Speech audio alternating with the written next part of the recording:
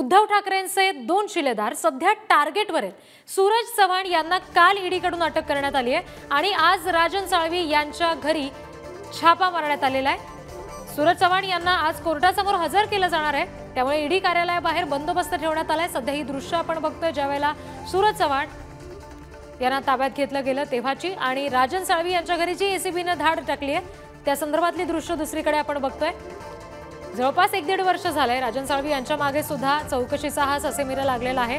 सूरज चव्हाण यांच्यावर सुद्धा खिचडी घोटाळा प्रकरणातला ठपका ठेवला गेलेला आहे। शिलेदार जे आहेत ठाकरे गटाचे हे 2 त्यांच्यावर अशा पद्धतीने हे चौकशीचे ससेमिरे लावले गेलेले आहेत।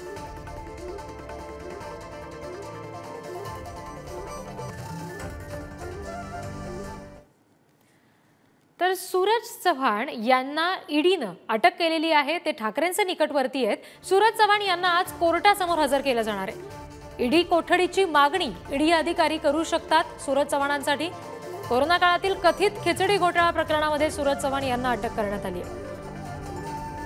एकीकडे आदित्य ठाकरे कौतुकाची पोस्ट चव्हाणांसंदर्भात करतायत, मात्र चव्हाणांच्या अडचणींमध्ये आता आणखी वाढ व्हायला लागलेली आहे। आज कोर्टासमोर सूरज चव्हाणांना हजर केलं जाईल आणि ईडी कडून त्यांची कोठडी मागितली जाऊ शकते। प्रतिनिधी निखिल चव्हाण यांच्याकडून अपडेट्स घेऊयात। निखिल, कधीपर्यंत कोर्टात हजर केलं जाऊ शकतं आणि ईडी कडून कोठडी मागितली गेली तर ती किती दिवसांची असू शकते? नक्कीच रीती पाहायचं झालं तर काल आहे ते सूरज चव्हाणांना याच ईडी ऑफिसमध्ये जे चौकशीसाठी आहे ते बोलवण्यात आलेलं होतं आणि त्यानंतर या ठिकाणी आहे ती त्यांना अटक देखील दाखवण्यात आली। आज सूरज चव्हाण आहे त्यांना कोर्टामध्ये घेऊन जातील आणि या ठिकाणी आहे जवळपास 11 वाजेपर्यंत कोर्टामध्ये हे दाखल करतील। आताच ईडी कार्यालयात सूरज चव्हाण यांचे वकील देखील आल्याचं आपल्याला दिसलं आणि या ठिकाणी आहेत ती संपूर्णपणे ईडीच्या माध्यमातून जी अधिकची ईडी कोठडी आहे ती ईडीचे अधिकारी मागण्याची या ठिकाणी शक्यता आहे, कारण ज्या अनुषंगाने जे आरोप झालेले आहेत त्या अनुषंगाने तपास करण्यासाठी ही अधिकची कस्टडी मागणार असल्याचं या ठिकाणी अधिकाऱ्यांकडून समजतंय। तर त्याच ठिकाणी आहे ते सूरज चव्हाण यांचे संपूर्णपणे वकील आहेत, ते या ठिकाणी हे संपूर्णपणे आरोप आहेत ते फेटाळत आहेत। सूरज चव्हाण हे जी चौकशी आहे तर त्याला सहकार्य करत नसल्याप्रकरणी ही जी अटक आहे ती काल ईडी अधिकाऱ्यांनी दाखवलेली आहे आणि आताच पाहायचं झालं तर या ठिकाणी परिसरामध्ये मोठ्या प्रमाणात बॅरिकेटिंग आहे ती देखील करण्यात आलेली आहे आणि या ठिकाणी पोलीस बंदोबस्त देखील स्थानिक पोलिसांच्या माध्यमातून ठेवण्यात आलेला आहे। याच ठिकाणी ईडी अधिकारी आहेत ते आता ईडी कार्यालयात हजर झालेले आहेत। काल देखील पूर्ण दिवसभर चौकशी आहे ती चव्हाण यांची झालेली होती, परंतु या ठिकाणी त्यांनी जी चौकशी झालेली होती त्याला सहकार्य न केल्याप्रकरणी काल रात्री त्यांना अटक पूर्णपणे दाखवली। तर आज थोड्या वेळात त्यांना कोर्टामध्ये घेऊन जातील आणि या ठिकाणी कोर्टामध्ये अधिकच्या चौकशीसाठी जी संपूर्ण कस्टडी आहे ती मागण्याची या ठिकाणी शक्यता आहे।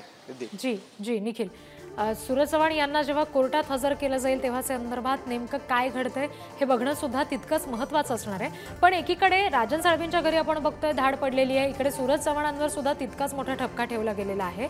अशा पद्धतीनं ठाकरेंचे शिलेदार हे एकावर एक अडचणीत येताना दिसत आहेत। अटकेची काय शक्यता आहे त्यांच्या? नक्कीच पाहायचं झालं तर राजन साळवी यांच्या घरावरती देखील अशा प्रकारची जी संपूर्ण चौकशी आहे ती आता सुरू झालेली आहे आणि त्यामध्येच दुसरीकडे पाहायचं झालं तर सूरज चव्हाण यांच्यावरती देखील ही संपूर्णपणे कारवाई करण्यात आलेली आहे। एकीकडे ज्या ठिकाणी ठाकरेंचे दोन्ही पण जे शिलेदार आहेत दोन्ही पदाधिकारी आहेत त्यांच्यावरती या ठिकाणी संपूर्णपणे कारवाई आहे, कारवाईचा पडगा आहे तो आता उचललेला पाहायला मिळतोय।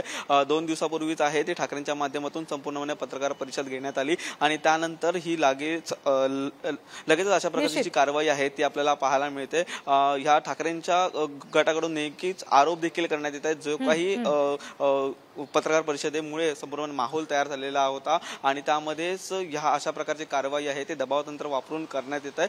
आणि सूरज चव्हाणांना आज जेव्हा कोर्टात हजर केलं जाईल तेव्हा नेमकं काय घडेल या संदर्भातले अपडेट्स दिवसभरात तुमच्याकडून घेत राहू। तुर्तास धन्यवाद दिलेल्या सगळ्या